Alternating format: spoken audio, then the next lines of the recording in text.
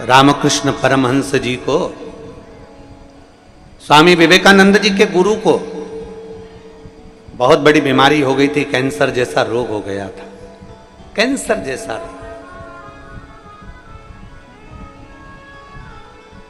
नरेंद्र ने कहा, स्वामी विवेकानंद जी बोले, ए गुरुदेव, आपको इतनी बड़ी बीमारी हो गई, इतना बड़ा रोग हो गया है, मां शारदा, मां दुर्गा आपके कहने पर आपसे बात करने के लिए आती है, तो गुरुदेव आप मां शारदा से क्यों नहीं कहते कि मेरा ये रोग समाप्त कर दे? जब इतनी बड़ी बीमारी आपको हो गई है तो मां शारदा से क्यों नहीं कहते?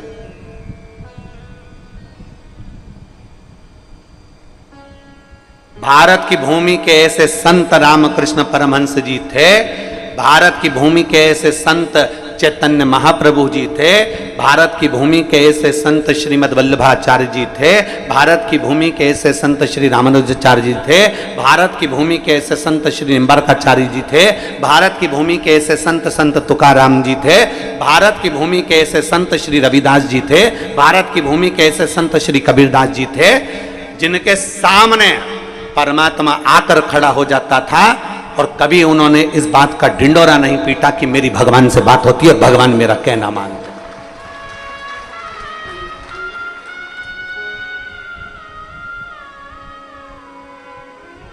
आज के जमाने में अगर भगवान सपने में भी दिख जाए ना तो लोग माइकों पर डोंडी पीट पीट के कहते हैं, कल रात्रि को मुझे वो दिखे थे और उन्होंने ऐसा कहा था।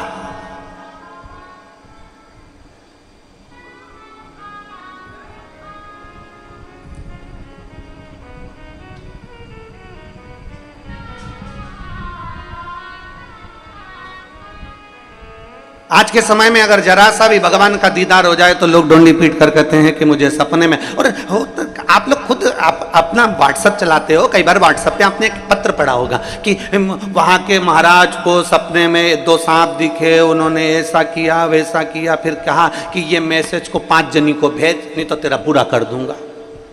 बोलो बोलो, सही है कि गलत है? अरे बोलो तो जम के, सही है। सपने में उनको दिखा और उन्होंने डोंडी पीटना चालू करा कि ये 5 लोगों को भेज, नहीं तो तेरा बुरा करना प्रारंभ कर दूंगा। अब भगवान ने सपने में ये भी बोला था कि जो मैसेज नहीं पढ़ेगा या नहीं भेजेगा तो उसका बुरा हो जाएगा। ये हम भ्रम में जी रहे हैं, एक आडंबर हमारे साथ में लगा दिया गया है, एक हमारे साथ में एक नाटक लगा दिया गया है कि तुम्हें कैसे डराया जाए। आज तक इस व्यासपीठ ने आज तक ये नहीं कहा कि तुम मंदिर नहीं जाओगे तो नरक पड़ जाओगे, कथा नहीं सुनोगे तो नरक पड़ जाओगे। इस व्यासपीठ ने आज तक नहीं कहा ये कि नरक चले जाओगे अगर कथा नहीं सुनोगे, या मंदिर नहीं जाओगे तो नरक चले जाओगे। ये व्यासपीठ आज तक नहीं बोली, ये व्यासपीठ कभी वर्णन नहीं करी। और इस व्यासपीठ ने यह भी नहीं कहा कि तुम स्वर्ग चले जाओगे कि नरक चले जाओगे।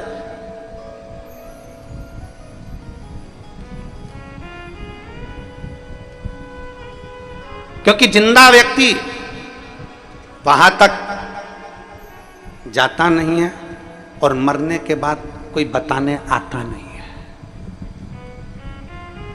कौन आया बता?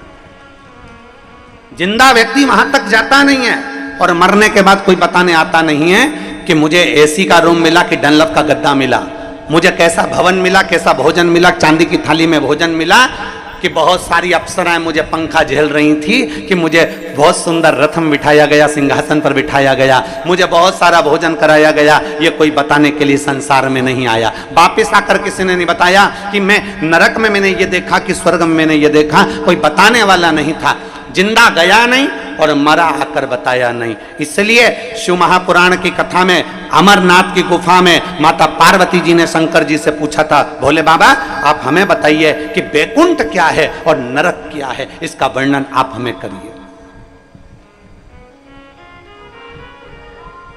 अमरनाथ जी की गुफा में माता पार्वती जी भगवान शिव से कहती हैं कि आप हमें बताओ नरक और स्वर्ग का भान क्या है। शंकर भगवान ने एक शब्द में, क्योंकि शंकर अड़भंगे हैं, शिव आडंबर नहीं जानते, शिव दिखावा नहीं जानते, उन्होंने एक शब्द में सारी बात को समाप्त कर दिया। पार्वती जी कहती हैं आप हमें बताओ स्वर्ग और नरक का भेद क्या है। शंकर भगवान ने कहा पार्वती संसार में रह रहे हो, घर में रह रहे हो, परिवार में रह रहे हो, भर पेट अगर भोजन कर रहे हो, अच्छे कपड़े पहन रहे हो, अच्छे मकान में रह रहे हो, सब घर के लोग तुम्हारा कहना मान रहे हैं, तुम्हारी इज्जत तुम्हारे घर में है, और तुम्हारे मांग में सिंदूर, हाथ में चुड़ला, पांव बिछोड़ी, और बड़े प्रेम से आनंद के साथ आप अपनी जिंदगी जी रहे हो। आप बुजुर्ग भी हो गए तो घर के पोता पोती आपका सम्मान कर रहे हैं, घर के लोग आपका आदर कर रहे हैं। सुनो पार्वती, घर में भरपेट भोजन कर रहे हो, अच्छे से सो रहे हो,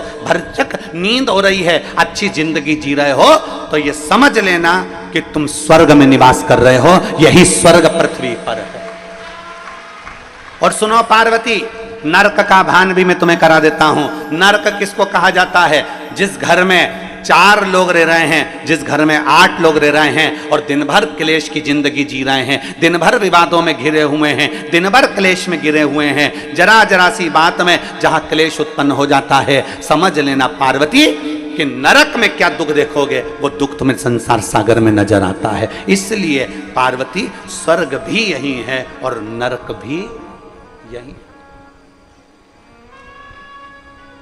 अरे मत बुरे कर्म कर बंदे, वरना पछताएगा, भगवान की आंखों से तू बच नहीं पाएगा, तू बच नहीं पाएगा।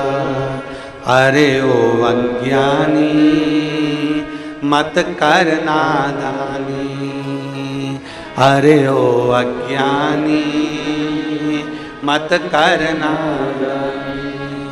तेरे कर्म का फल भी तू ही पाएगा, जैसा किया तूने तेरे आगे आएगा।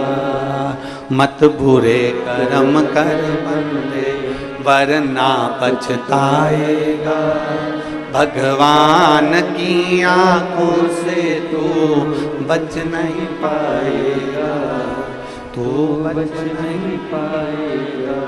तेरा स्वर्ग भी यही है और तेरा नरक भी यही है।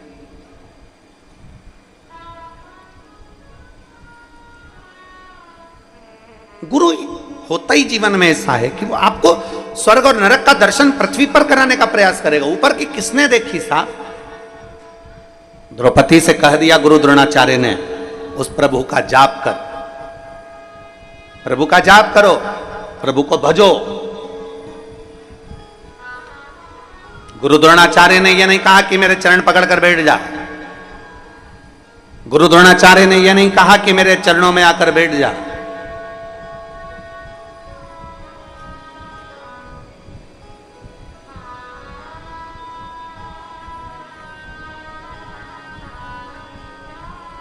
गुरु द्रोणाचार्य ने केवल एक ही बात कही, उस परमात्मा को याद करो। विपदा की घड़ी हो, विषम परिस्थिति हो, दुख का समय हो, उस समय पर उस शिव को, मेरे त्रिकालदर्शी कैलाशी को याद करो, उसको याद करो।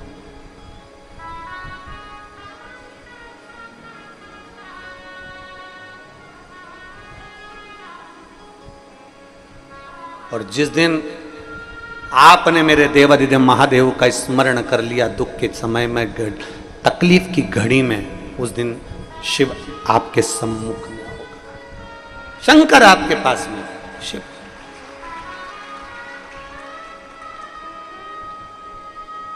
और अंत समय प्रभु आना पड़ेगा, वचन दिया तो निभाना पड़ेगा। आए ना आए प्रभु कुटुंब कबीला, अंत समय प्रभु आना पड़ेगा, वचन दिया तो निभाना। वो गुरु अपना चरण नहीं पकड़ाए,